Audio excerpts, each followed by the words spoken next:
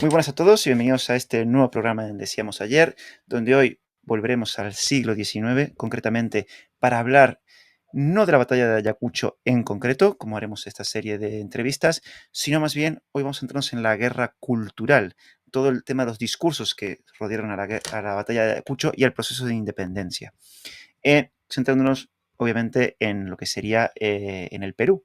Y para ello contamos, como podéis ver en pantalla, con Josep Skrik Rosa. ¿Qué tal, Josep? ¿Cómo estás?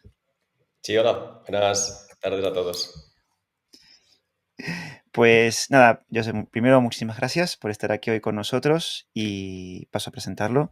Para quien no lo conozcáis, Josep es profesor ayudante, doctor en el Departamento de Historia Moderna y Contemporánea de la Universidad de Valencia. Ha sido investigador postdoctoral en el Instituto de Investigaciones Históricas de la Universidad Nacional Autónoma de México y en la Universidad de Zaragoza. También ha realizado estancias de investigación en la Universidad Veracruzana, la Universidad Autónoma Metropolitana de esto no lo puedo pronunciar, Iztapalapa. Iztapalapa. Iztapalapa, es que a mí estas palabras mexicanas, vamos, me las tengo cruzadas. En la Queen Mary University of London y la Pontificia Universidad Católica del Perú. Sus líneas de investigación preferentes se centran en las independencias iberoamericanas y en los movimientos contrarrevolucionarios realistas y antiliberales del siglo XIX, tema que nos ocupa hoy en día. Así que, Josep, por no perder más tiempo, vamos directamente a entrar en materia. Hoy vamos a arrancar en lo que sería el trienio liberal, centrándonos en la experiencia del Perú. Y como decía al principio, y como comentamos fuera de cámara, vamos a centrarnos en lo que es esa guerra cultural, en esa generación de discursos. Entonces, desde el punto de vista de los, vamos a decir, no sé si los leales, vamos a decir, a la monarquía, ¿qué discursos se fueron generando en contra o a favor o con tendencias a negociar desde estos lealistas a la corona hacia los independentistas?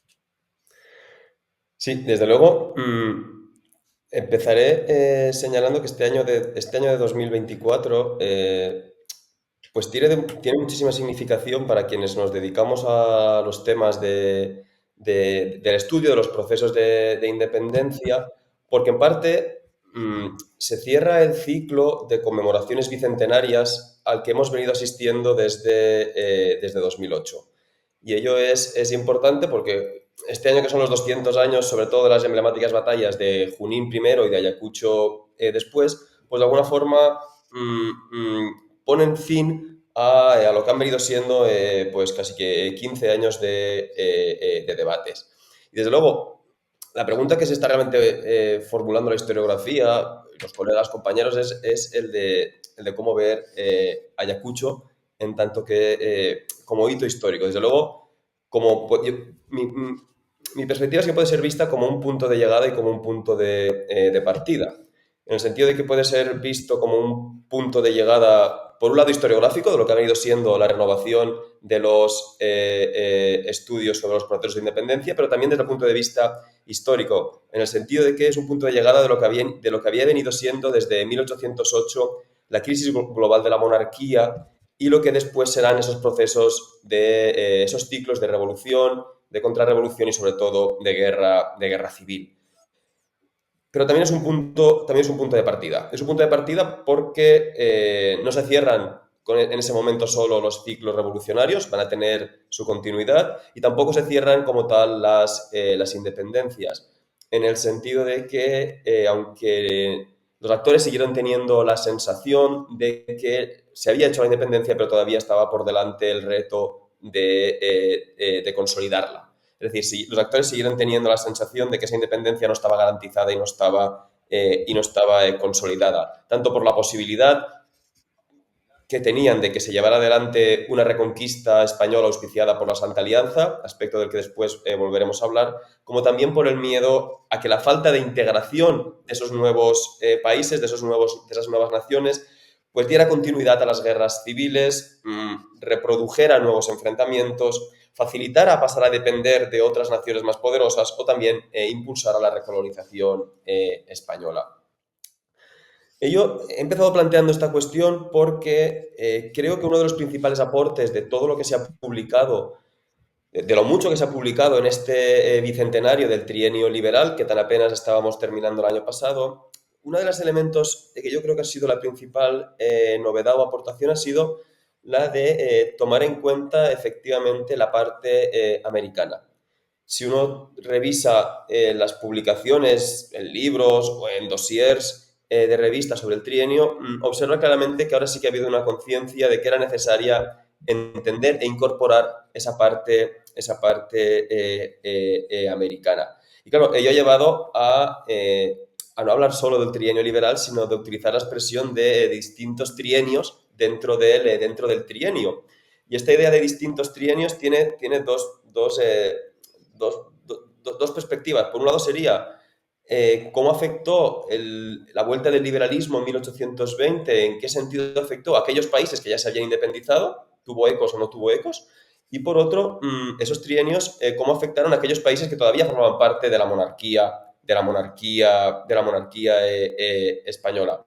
La Constitución se juró por muchísimos espacios de América, también de Filipinas. Y esa vuelta del liberalismo, esos distintos trienios, pues bueno, repusieron las instituciones liberales en forma de ayuntamientos, diputaciones provinciales, libertad de imprenta, reforma eclesiástica, en todos los territorios que seguían formando parte de la monarquía española.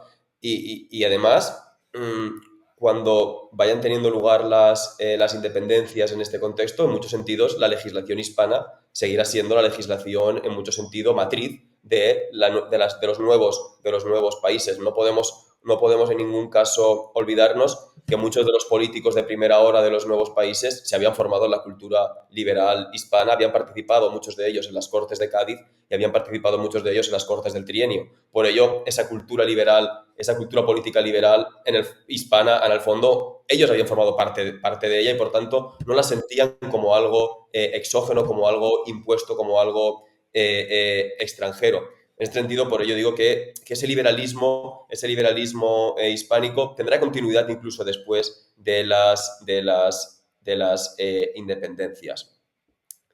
Los dos grandes virreinatos que quedaban todavía durante el trienio liberal, que ahora pasan a convertirse en partes integrantes, en provincias de la monarquía constitucional española, seguían siendo el de México y Perú.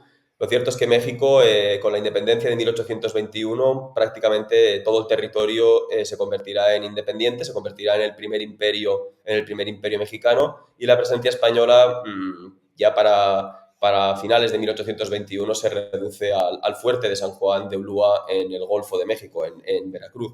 El caso de Perú será más complejo, porque la llegada de las noticias sobre la vuelta del liberalismo en 1820 y la jura de la Constitución en septiembre de 1820, concretamente en Lima el 15 de septiembre, coincidió en el tiempo con el desembarco de José de San Martín en Pisco. Y esa coincidencia en el tiempo hizo muy difícil que se pudiera implementar toda la legislación gaditana en todas sus dimensiones. Y ello es lo que, de hecho, provocará que en poco tiempo el virreinato peruano pues termine dividido en dos, en un sur realista y en un norte patriota. De hecho, las denominaciones las utilizaban los actores del periodo, y muchas veces también, en lugar de utilizar el término realista, utilizan el término fidelista o el término nacional.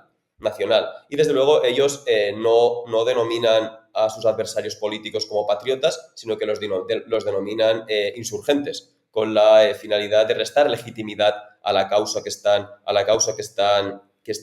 defendiendo. Quería señalar esto para dar también cuenta respecto de esa renovación que se ha puesto de relieve durante este bicentenario del trienio a propósito de incorporar América, que nosotros desde la perspectiva española tenemos muy claro que el trienio liberal lo cerramos en octubre de 1823 con la restauración absolutista. Pero, por ejemplo, en Perú las noticias de la restauración absolutista no llegaron hasta unos cuantos meses después, y el liberalismo no se abolió hasta marzo del año siguiente, de 1824. Por tanto, por eso hablo de distintos trienios, en el sentido de que tienen características distintas según las realidades de cada territorio y además tienen cronologías que no son tampoco del todo coincidentes. Y por tanto, ello nos apremia a mirar las lentes de observación con los que habíamos estado hasta el momento observando ese periodo.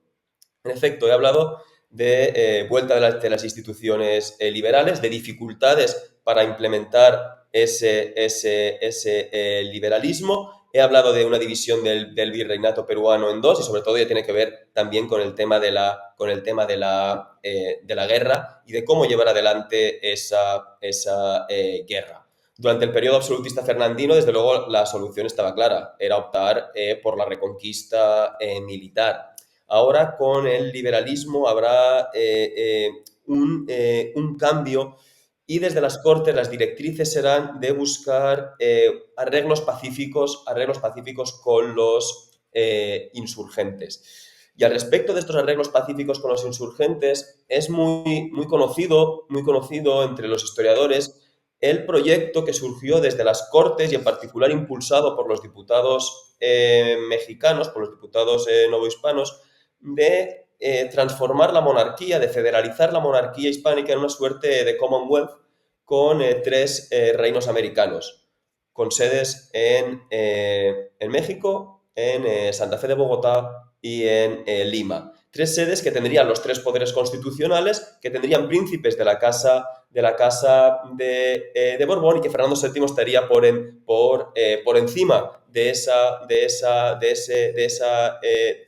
esos distintos reinos y habrían tratados comerciales beneficiosos y distintas cuestiones. Bueno, este planteamiento de establecer monarquías constitucionales en América, fue una idea que también sostuvo el propio José de San Martín, que sostuvo el propio José de San Martín, y de hecho una de sus referencias era la independencia de México, que se hizo, como acabo de decir, como un imperio, en el que se invitaba en México a Fernando VII a ocupar el trono del imperio, o un miembro de la familia real. Bueno, San Martín se hizo eco de esa idea y también llegó a plantear esta idea de establecer una monarquía constitucional en Perú. Y de hecho, la frustración de ese proyecto de una monarquía constitucional para Perú es lo que en parte llevaría a que San Martín pues acabara saliendo del territorio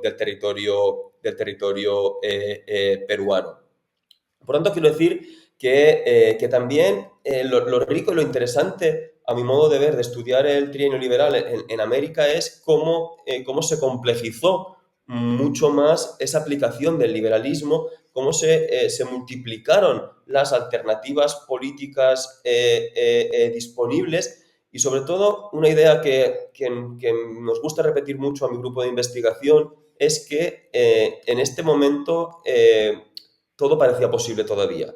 Nosotros sabemos cuál es el final, pero en este momento había una multiplicidad de posibilidades, una multiplicidad de alternativas, una multiplicidad de alternativas que no pasaban solos por las del liberalismo y las de la revolución. También tenemos a la otra cara de la moneda, que es la del antiliberalismo y la de la contrarrevolución, y que desde luego a comienzos de los años 20 del siglo XIX es en el momento en el que van a chocar, en el que van a colisionar más claramente esos dos mundos, el del liberalismo y el del antiliberalismo. Ya los actores han vivido la anterior experiencia constitucional, han vivido las rebeliones insurgentes, han vivido 10 años de guerras civiles y de guerras de propaganda, y todos son conscientes de quién es su adversario y son conscientes de que hay que utilizar todos los medios a disposición para poder conseguir sus empresas.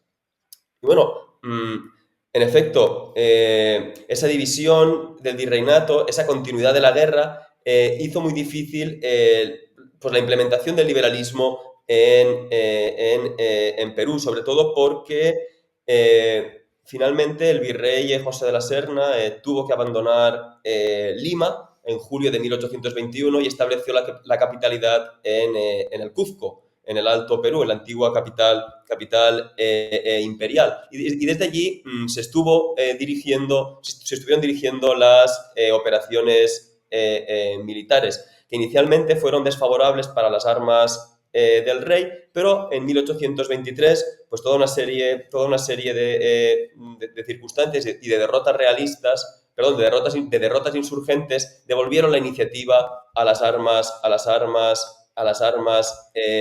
fidelistas. Y ese era un panorama de optimismo. Un panorama de optimismo que es el que llegó también noticias a la península. Hasta que, como he dicho, en marzo de 1824, pues finalmente se abole el régimen constitucional, y sobre todo el punto de inflexión será a partir de agosto, con la derrota de los realistas en la batalla de Junín. En ese breve espacio, en esa primera mitad de 1824, se hizo evidente la falta de refuerzos, se hizo evidente las dificultades para reclutar tropa, las deserciones continuas, sobre todo de indígenas y de capturados, la disminución de los efectivos peninsulares, la falta de disciplina, la traición del general Olañeta, que dividió y que restó fuerzas al ejército, la llegada de refuerzos colombianos, el impulso de una opinión pública favorable a la independencia, de modo que el horizonte favorable a las armas del rey, que había sido en 1823, en esa primera mitad de 1824 empezó a girar. Y todos estos elementos son los que explican, los que nos llevan de alguna forma a la batalla de Ayacucho y a la derrota de los realistas en Ayacucho. Ahora bien, insisto, Ayacucho no supuso el final. Nosotros sabemos que fue el final, pero para los realistas que continuaron en territorio peruano, siguieron transmitiendo siguieron intentando transmitir confianza. Es verdad que uno, cuando lee toda la documentación, cuando lee la prensa que continuó editándose, piensa que los realistas estaban siendo poco realistas, pero es cierto que siguió operando un tono de optimismo respecto a la posibilidad de que llegaran nuevos contingentes armados. No podemos olvidar que la guerra continuó en el Alto Perú. Olañeta continuó haciendo la guerra hasta abril de 1825, y que las fortalezas del Real Felipe del Callao, en donde se atrincheró el gobernador Rodil, se mantuvieron hasta enero de 1826. Por tanto, vemos un territorio cada vez más reducido, pero quienes continuaron haciendo la guerra, al menos desde el punto de vista de lo que transmitían en sus discursos, era la idea de que si llegaban los esfuerzos necesarios, era posible intentar reintegrar el imperio. Nosotros sabemos que no es así, nunca llegaron los refuerzos esperados en las dimensiones que se esperaban, pero bueno, los actores, si uno se acerca a esos discursos, pues intentaron transmitir ese estado de confianza. Ujú. Sí que me surgen varias preguntas con lo que has comentado. Eh, la primera de ellas es con el trienio liberal y ese liberalismo, aunque sea complejo y difícil aplicación en el Perú por la situación de guerra, ¿no? Con la entrada de tropas de José de San Martín, la presión por el norte de los independentistas, comandados por Simón Bolívar y Sucre. Claro, me imagino que aparecerían periódicos, tú ya comentabas, ¿no? Esas publicaciones que van viendo, y también comentabas el tema de estas diferentes ideas, ¿no? La complejidad de ideas que había en este momento. ¿Qué debates puedes encontrar en esos periódicos? ¿Qué diferentes propuestas podías encontrar para solucionar la situación del Perú? Me llamó poderosamente la atención el hecho de que cuando se restaura el absolutismo en 1824, era evidente que el contexto del trienio liberal, que la experiencia del trienio liberal, que la experiencia de politización del trienio liberal había marcado un punto de no retorno, y que desde luego el absolutismo restaurado tenía que tomar muy en cuenta lo que había sido esa experiencia de politización, y no podía hacer tabula rasa. ¿A qué me refiero con ello? Si en 1814, en la primera restauración absolutista, solo quedó la Gaceta Oficial, el virrey Abascal pudo domeñar manu militari a los intentos insurgentes, una década después la situación es completamente distinta, prácticamente todo el continente se ha independizado y ese absolutismo restaurado tiene muy en cuenta de que las armas necesitan el complemento de la opinión. Y por tanto, la guerra de opinión, la guerra de noticias y especialmente la guerra de falsas noticias que estaba dándose dentro del territorio peruano, pero que después se reprodujo en otros territorios del continente y llegó a Europa y a su vez desató otra guerra de opinión por saber qué era lo que realmente estaba pasando, en Perú y si la información era cierta o era falsa.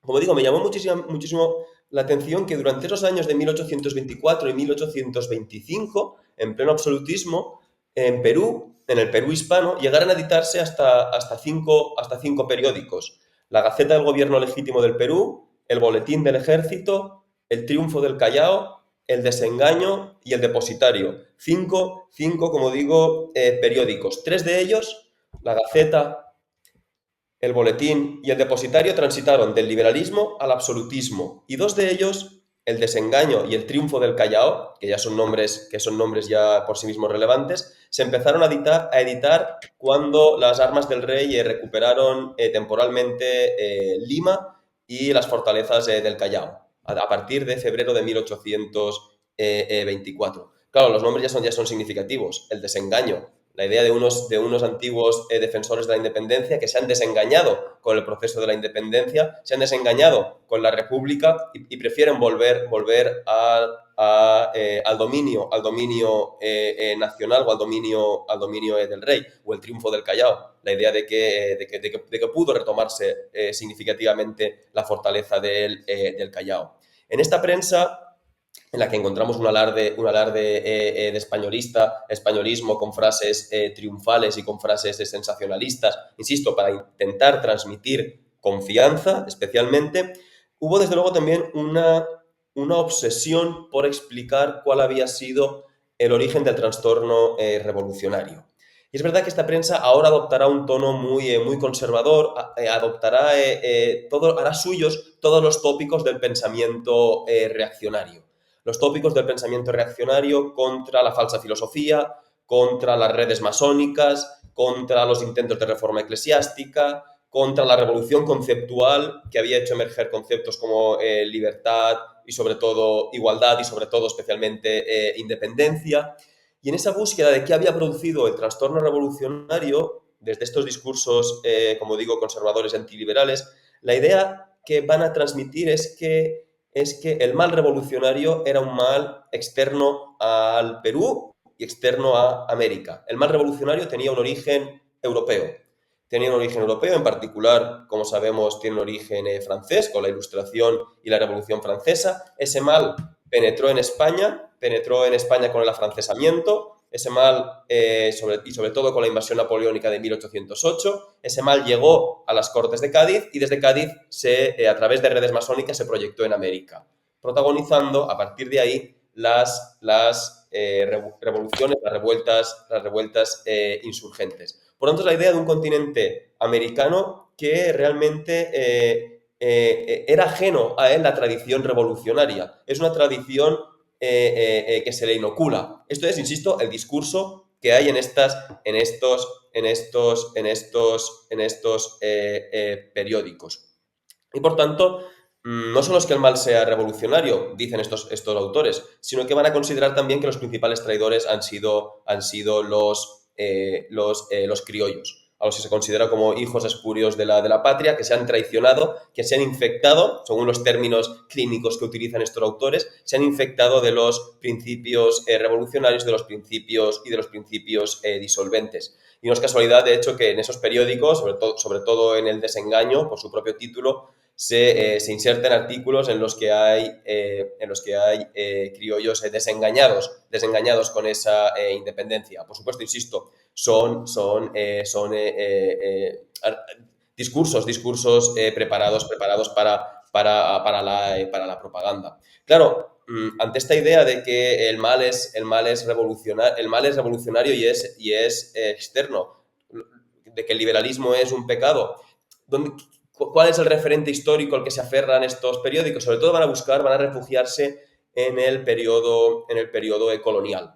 Van a presentar una imagen idílica de lo que fueron los 300 años del dominio colonial. Se habla del Perú como un Edén bíblico, como una mansión bíblica, como una mansión llena de riquezas, en la que Lima era el paradigma de la opulencia. Reivindican incluso las leyes de Indias como una legislación generosa, y eso lo contraponen a lo que es lo que han prometido los insurgentes. Han prometido paz, tranquilidad y riquezas, y realmente no han traído más que muertes, desolación y anarquía. Por donde, insisto, se refugian en ese pasado idílico, y especialmente reivindican figuras históricas. Hablan de Cortés más que de Pizarro. Pizarro le resulta a veces complejo, y por eso prefieren hablar de Cortés, e incluso llegan a reconocer que durante la conquista se pudieron haber cometido excesos, que algunos conquistadores fueron ávaros de riquezas de oro y plata, y lo que realmente reivindican, incluso más que la conquista, es que los 300 años de dominación española trajeron la paz, según estos discursos. Trajeron una paz hispana, que se rompió precisamente con esas revueltas, con esas revoluciones insurgentes. Por supuesto, plantean un discurso de que España trajo la civilización. Hacia la civilización. Ese es, insisto, su discurso, uno de esos discursos. La idea de que la revolución es un mal externo, la reivindicación de la herencia del pasado colonial, para contraponerlo a los discursos insurgentes que rechazan ese pasado colonial como un periodo de tiranía y de despotismo. El tercer elemento de estos discursos es el optimismo contrarrevolucionario, es decir, la idea de que la restauración tiene que suponer la vuelta de un orden natural, de un orden que ha sido alterado por el liberalismo y por la revolución, y que por tanto hay que recuperar el orden tradicional, y que desde luego la Santa Alianza está dispuesta a ayudar a Fernando VII en esa tarea. ¿Por qué? Porque está la idea de que no se puede repetir otra revolución de 1820, no puede volver a surgir otro riego, y que por tanto, hasta que no se solucione el problema americano, la dimensión americana de la monarquía española, corre el riesgo de que vuelva a estallar una revolución que puso un jaque a la Europa restaurada. Ese es el discurso, que las potencias legitimistas no abandonarán en ningún caso a la monarquía española. Insisto, nosotros sabemos que nunca se produjo esa gran llegada de efectivos militares, pero fue el discurso que mantuvo la esperanza de los últimos realistas que resistieron en el territorio peruano. Esto, aunque nos alejamos un poco de América, me recuerda mucho la entrevista que le hice a Pedro Rújula sobre la contrarrevolución en lo que sería la península ibérica, y quitando las cuestiones específicas de América que comentabas, ¿no? Ese pasado idílico, esa reminiscencia a Cortés y a los conquistadores, es un discurso muy, muy similar. O sea, es un paralelo prácticamente lo que se encuentra en la península ibérica con lo que encontramos en América, lo cual llama la atención cómo esos flujos de información posiblemente hicieron que surgieran discursos similares, más o menos con las mismas ideas. Pero yo sé, por ir un paso más allá, y para no quedarnos sin tiempo, sí que te voy a preguntar, claro, una cosa es todos estos discursos optimistas, pero Ayacucho empieza ya a marcar como, bueno, esto se va acabando, parece que no van a venir. ¿Cómo va siendo cuando ya los realistas ya saben, o los fidelistas acá saben que ya todo está perdido? ¿Cómo va siendo esos ecos de la batalla, por así decirlo? ¿Cómo va influyendo ese hecho de la batalla de Ayacucho en los discursos, tanto realistas como independentistas? Sí, desde luego, hay muchísimas conexiones con lo que me planteabas, y de lo que estuviste platicando con Pedro Rújula, porque muchos de estos militares realistas se habían formado en la Guerra de la Independencia Española.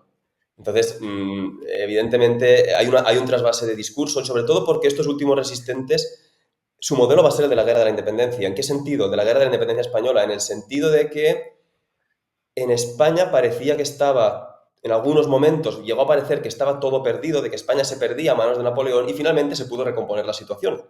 Entonces, el discurso, su referente va a ser, si en España se pudo recomponer la situación cuando todo parecía perdido, ¿por qué no podía ocurrir algo semejante en Perú, al filo del descalabro final, si se combinaban el patriotismo, la unidad y la llegada de apoyos extranjeros? Por lo tanto, su referente efectivamente es siempre el de la guerra de la independencia y apelan sistemáticamente a lo que fueron las resistencias durante la guerra de la independencia, en la que, insisto, muchos de ellos habían participado y se habían formado en ella. Desde luego, las noticias sobre la batalla de Ayacucho circularon como un reguero de pólvora por los territorios americanos.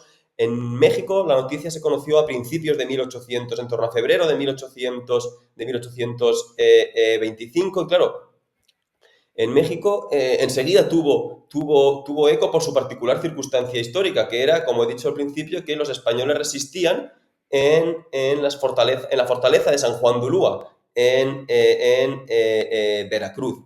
Pero la cuestión de Ayacucho en México tuvo otra dimensión. Y voy a intentar de explicarme.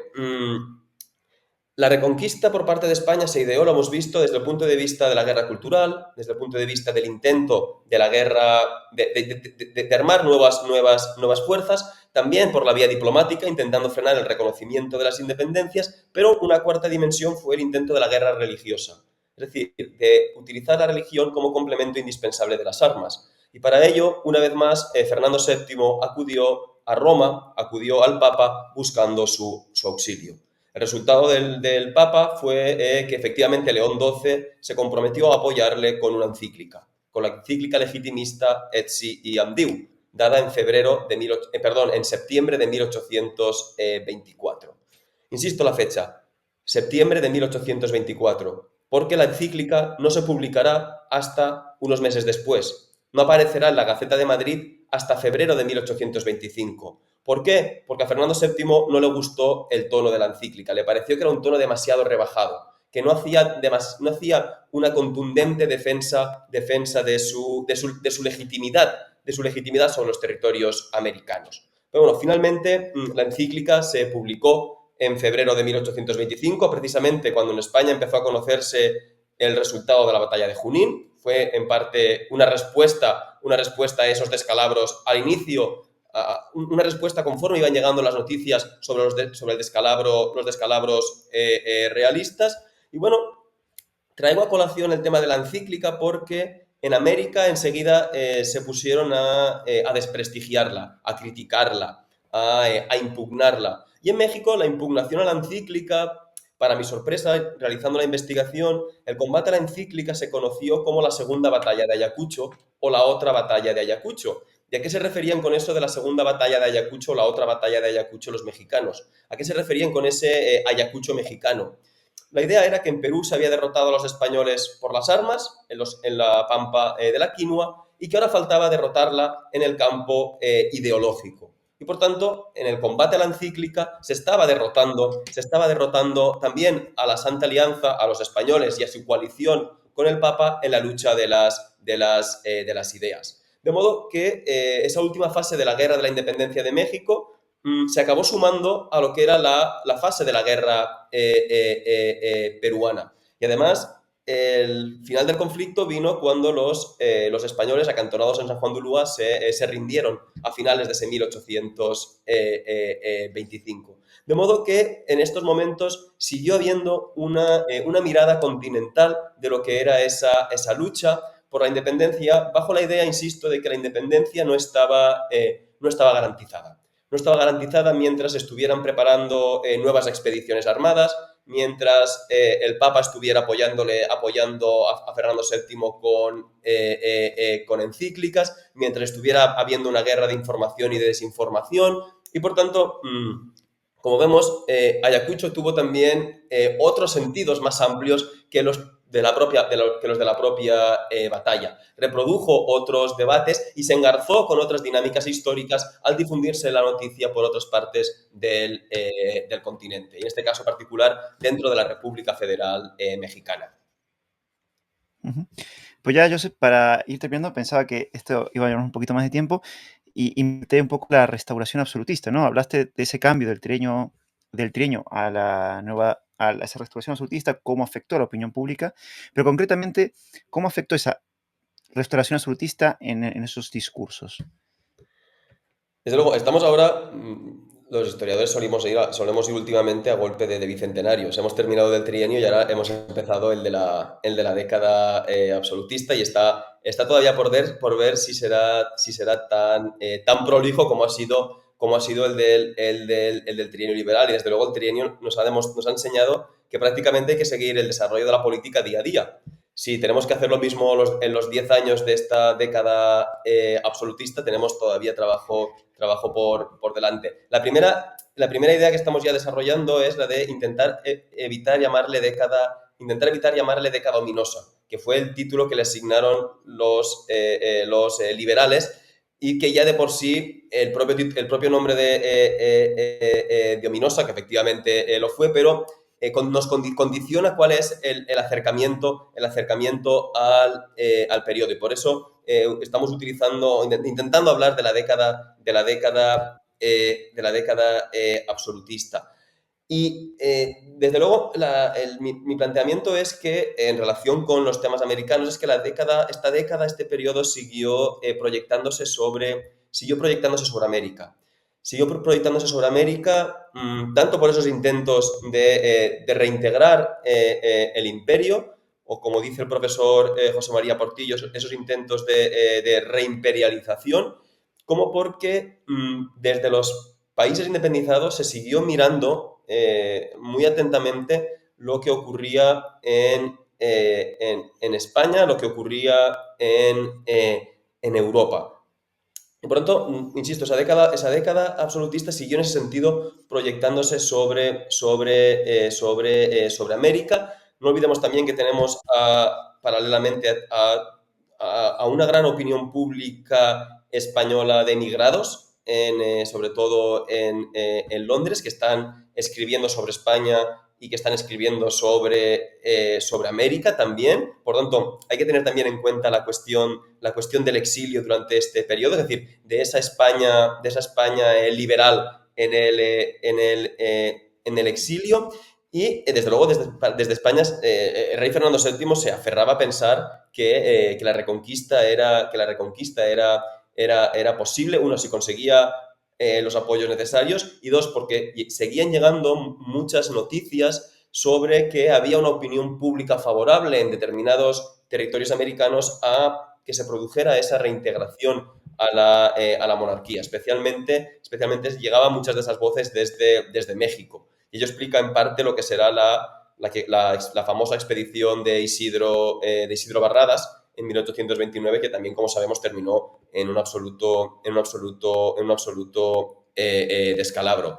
Desde luego, por lo que decía antes de la encíclica, Roma, he dicho que apoyó a Fernando VII sin comprometerse demasiado. Desde Roma se tenía muy claro que el contexto internacional había cambiado después de la batalla de Ayacucho, y que la suerte ya no favorecía a las armas españolas. Y Roma tuvo que jugar un papel complicado de tener que moverse entre dos aguas. Por un lado, mantener su compromiso con la monarquía española, y por el otro, tener que empezar a atender a esas nuevas naciones americanas, es decir, volver a recuperar el continente para la Iglesia, y tener que empezar a asistir el tema de vacantes eclesiásticas, de buscar nuevos acuerdos, de buscar nuevos concordatos. Bueno, ahí fue un verdadero dilema con el que tuvo que jugar el Vaticano, entre no molestar demasiado a Fernando VII y empezar a atender a la realidad americana. Y bueno, eso una vez más pues generará tensiones. Como siempre hemos dicho, la alianza entre el altar y el trono es teórica y es básica, pero luego entre el altar y el trono hay importantes fricciones que se continuarán durante esta década absolutista. Y bueno, desde los territorios americanos se empezará a construir la imagen de Fernando VII como un rey déspota, como un rey empeñado en una reconquista imposible, y se continuará construyendo el relato liberal nacional, pues construirá en estos años la imagen de los 300 años de la tiranía, de la dominación colonial, de la dominación colonial. Y en cierta medida ese discurso liberal será el que finalmente se acabará imponiendo con el tiempo. Ujú. Pues nada, Josep, yo creo que lo podemos dejar aquí. Ha sido un auténtico placer tenerte hoy aquí y nada, te animamos a seguir con esas investigaciones, como tú dices, en la década absolutista, porque la verdad que tengo algunos de estos trabajos sobre el trienio liberal y son fantásticos, sobre todo cuando incluyen el punto de vista americano, porque hacen que sea todo un proceso más complejo que realmente el que se enseña, ¿no? De simplemente un proceso de independencia, sino que, bueno, que hubo varias propuestas, varios debates, discursos que iban viajando de un lado a otro del Atlántico, lo cual habla de lo conectado, ¿no? Que estaban todos los territorios, incluso hasta en materia cultural, de guerra cultural, ¿no? Así que nada, Josep, muchísimas gracias por tu tiempo hoy. No, gracias a ti. Nada, y a los que nos escuchan, muchísimas gracias por siempre estar ahí y ya nos vemos en el próximo programa. Hasta la próxima.